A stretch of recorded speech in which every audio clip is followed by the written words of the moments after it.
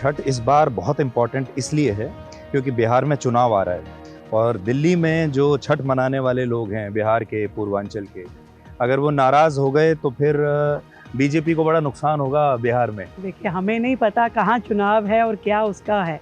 मुझे तो ये मालूम है कि पिछले 8 महीने में दिल्ली में जितने भी त्यौहार आए वो किसी भी राज्य के थे, हमने बड़े शौक़ के साथ में, बड़े जोश के साथ में उन्हें मनाया। बड़े सुंदरता के साथ में हमने कावड़ के कैंप लगवाए, बड़े ज़ोरों शोरों से हमने रामलीला मनाई, उतनी ही शिद्दत के साथ में और रौनक के साथ में हमने डांडिया के इवेंट किए, करवा चौथ का किया। तो हर त्यौहार उत्तराखंड का हो, नॉर्थ ईस्ट का हो, गुजरात का हो, महाराष्ट्र का हो, हर त्यौहार को हमने बड़े धूमधाम से मनाया और ऐसे ही छठ मनाने वाले हैं।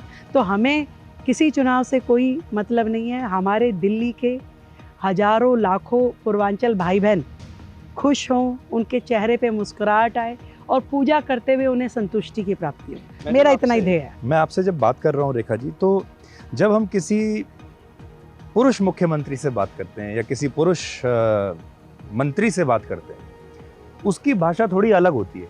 और आज आपसे हम बात कर रहे हैं तो आपकी भाषा थोड़ी अलग है। आप उसमें रसोई का भी इस्तेमाल कर रही हैं, घर परिवार का भी इस्तेमाल कर रही हैं, त्योहारों का भी इस्तेमाल कर रही हैं। थोड़ा एक अलग तरफ आप उसको ले जा रही हैं। और नेता जो होते हैं वो सिर्फ पॉलिटिक्स की बात करते हैं, हमेशा वोट की बात करते हैं। अभी तक आपने पॉलिटिक्स की बात ही नहीं की, वोट की बात नहीं की। क्या ये एक फ़र्क है कि जब एक महिला मुख्यमंत्री बनती है और एक पुरुष मुख्यमंत्री होता है? देखिए, भारत की महिला जो है वो सीएम बन जाए, डीएम बन जाए, पर वो एक गृहिणी, एक माँ, एक परिवार में बहन, वो पहले है। और उसी मानसिकता के साथ वो पूरे समाज को, पूरे राज्य को देखेगी, मुझे लगता है, जैसा मैं देखती हूँ। तो मुझे ये अपना एक बड़ा परिवार लगता है। इस परिवार में जितने सदस्य हैं, उनकी ज़रूरतें, उनकी ख्वाहिशें और उसके लिए काम करना मेरी प्राथमिकता है। और उसी को ध्यान में रखते हुए मैं सारे काम करती हूँ। मुझे कोई इससे मतलब नहीं है कि विपक्ष क्या कह रहा है, कोई और क्या सोच रहा है। यदि मेरे क्षेत्र की जनता को, यदि मेरे राज्य की जनता को जिस चीज़ की ज़रूरत है वो मुझे उसको करके देनी है।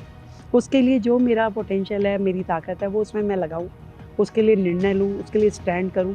और अब छोटा सा विषय है, पटाखे हैं। बात छोटा है कि भी पटाखों पे बैन था, पर एक लाखों करोड़ों लोगों की भावनाओं से जुड़ा हुआ विषय था। तो हमने कोर्ट में दिल्ली सरकार को रिप्रेजेंट किया कि भी हम चाहते हैं कि चाहे सीमित समय के लिए हो परंतु परमिशन मिले। तो ये स्टैंड लेना पड़ा। अब गाड़ियों का विषय था, जब 10 साल और 15 साल की गाड़ियों पे बैन हो गया तो हमें दिल्ली के लोगों की ज़रूरत को समझते हुए कोर्ट में जा कर के स्टैंड लेना पड़ा। तो मैं लोगों की ज़रूरत, इच्छा और उनकी सहूलियत को देखती हूँ और उसी हिसाब से अपने कामों को आगे ले जाती हूँ।